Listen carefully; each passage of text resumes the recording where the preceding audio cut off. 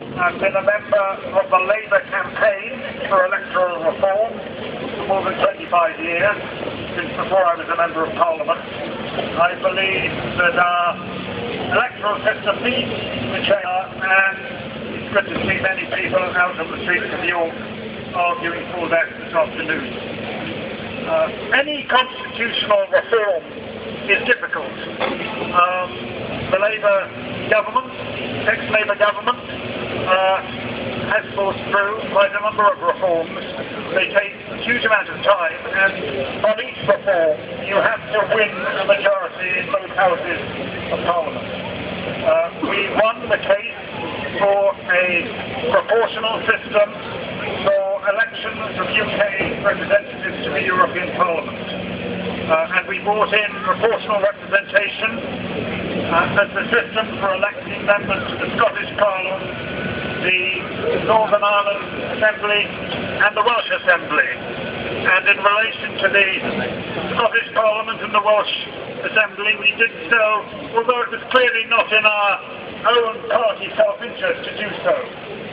There is still a majority of seats in Wales and Scotland under first past the post as elect Labour members of Parliament, but through a proportional system in the two Welsh and Scottish Parliaments, we have a system where you have a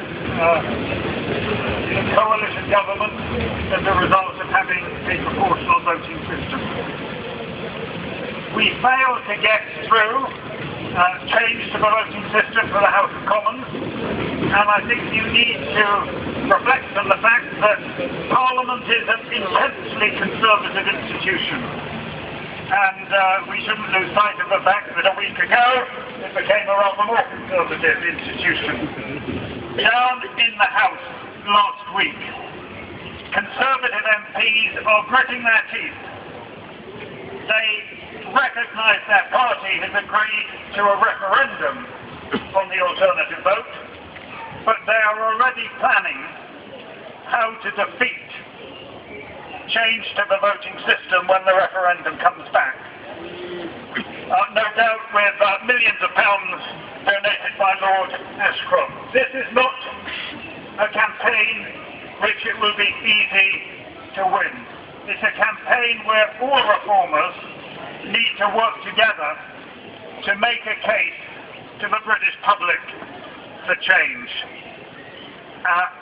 You need to lobby all members of Parliament of both houses to win commitments both to getting the referendum legislation through Parliament and to campaigning for a yes vote for change when the vote takes place.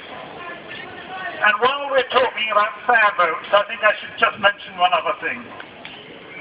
That is the proposal coming from the new government that some votes in Parliament on confidence in the government can be carried by just 45% of members of Parliament. I believe we need fair votes in Parliament just as we need fair votes in public elections.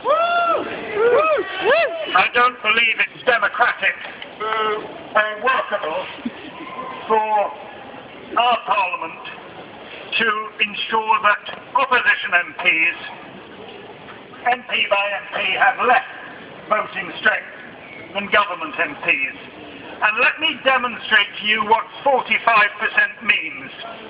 That means 293 MPs out of 650 will be enough to show support for the government. The Conservative Party, with its 36% of the vote in last week's election, gained 307 seats. If this proposal to allow them to carry support from Parliament with just 45% of the vote goes through, it means that the Conservative Party will always, on their own, without support from the Lib Dems or the Labour Party or anyone else, be be able to carry the Parliament. That seems to me to fly in the face of a verdict of the electorate at last week's election. And I hope that those progressives within the government will press the leadership of the Lib Dems to block this undemocratic proposal. I'd like to pass the microphone on now to whoever's next to speak, and thank you very much for inviting me.